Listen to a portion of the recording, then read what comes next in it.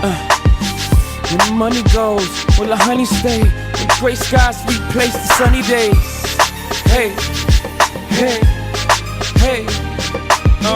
When the money goes, will the honey stay? When the gray skies replace the sunny days. Hey, hey, hey. When the top back, I know I got that. When I'm locked up, shit. Guru, let me get that again.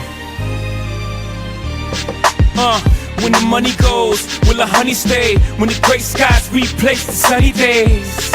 Hey, hey, hey. When the money goes. Hey, what's good, everybody? This is Ced, and this is another one of my movie reviews. Today I am reviewing Jason Bourne.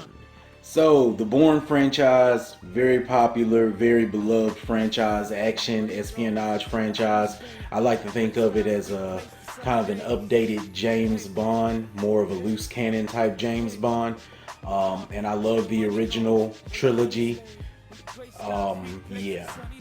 There was the fourth installment starring Jeremy Renner, and honestly, it wasn't a bad movie, but I just couldn't get over the fact that they had the nerve to make a Bourne film without Matt Damon. So because of that, it was just really hard for me to really enjoy it. So at the Super Bowl earlier this year, one of the highlights of the trailers that were shown during the commercials was the surprise pop-up trailer for Jason Bourne, showing Matt Damon returning to this popular role. And ever since the Super Bowl, since that preview was shown, or that trailer was shown, myself and millions of other people have been counting down and waiting, and now it's here. And starting off with the acting, you get what you expect, which is great. Matt Damon does, as usual, does a great job as Jason Bourne. The character kind of evolves a little bit here, and it's a little different. I mean, he's still cold-hearted and calculated and kind of robotic because of what was done to him, but he's gaining a lot of memories now from what happened to him in the past, and because of that, there's a little bit more emotional depth to the character, and I thought that Matt Damon did a very great job of bringing that to life.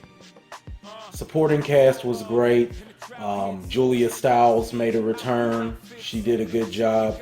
Tommy Lee Jones, looking old as ever, did a good job. I mean, Tommy Lee, I don't know if he ever does bad. I mean, it's Tommy Lee Jones, man. Plot was good. It was solid. I will say that there were a few things, probably a handful of things, that kind of threw me off and I didn't really feel were necessary.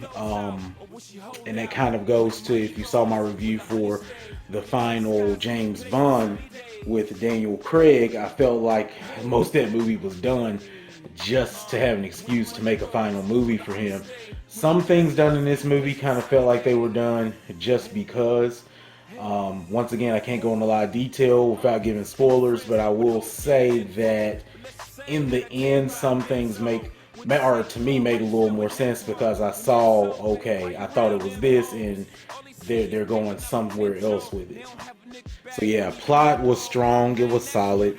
It is a 2-hour film, so it's not perfect because I will say that out of 2 hours, there are some periods that get a little too slow, I thought, and it makes it a little difficult to really hold interest as far as what's happening because it didn't feel to me like it was really that pertinent to the overall story, the big picture. But nothing that ruined the film, but just know that there are going to be some slow parts in that 2-hour time or running time. Action, when you get to the action scenes and they're kind of spaced out throughout the film, they're great. They're great. I mean, the great thing about the Bourne franchise, the action scenes are realistic. So, you know, you're not getting the CGI and all the crazy stunts of, you know, people flying 50 stories and landing on their feet. Nothing like that. This is more realistic and based in the real world, and it makes it a lot more enjoyable, in my opinion. I will say the final, I guess you would say the climatic scene, the whole last part of the film is in Vegas, and it is great. The whole backdrop of Vegas and some of the action scenes and the stunts that are pulled off there were very entertaining. And that covers it.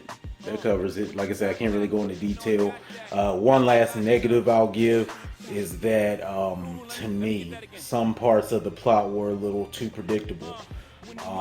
But that could just be me. I kind of sit there during films, not even trying to, it's a habit. And I look at different things that happen, I look at different characters and think in my head, okay, he's gonna do this or she's gonna do that. And when it ends up being right, it kind of hurts the film experience for me. That happened in a couple situations in this film. It was a little too predictable, I thought. But once again, nothing that killed the film. Alright, and that's all I have to say about Jason Bourne. My rating for Jason Bourne is, it is a solid return to form for the Bourne franchise. Like I said, things kind of fell off with that fourth installment starring Jeremy Renner. This brought things back home and made it feel like Bourne again. So yeah, it's a good film. I won't say it's great, but it's good, it's solid, and it makes you feel good as a fan of the franchise, especially once it's all said and done and the movie's over. I think you'll have a very satisfied feeling as a fan. And one last tidbit here that has nothing to do with the film, but during the trailers before the film, there was a preview. Everyone who knows me knows I'm a huge M. Night Shyamalan fan. I take heat for it almost every day. M. Night has a new film coming out, I believe it's January of next year, called Split, and it is starring James McAvoy. The trailer pumped me up as a fan of M. Night. It looks like it's going to be something special, and it actually looks like it could get James McAvoy an Oscar nomination or nod. That's, of course, just my opinion from about a minute and a half long trailer, but it looks like something special. But just want to throw that tidbit out there, something to Google, look up, look on YouTube, see if you can see the trailer. Exciting stuff coming out, man. And that concludes this review. My next review will be this weekend for the movie Nerve. So until then, hey,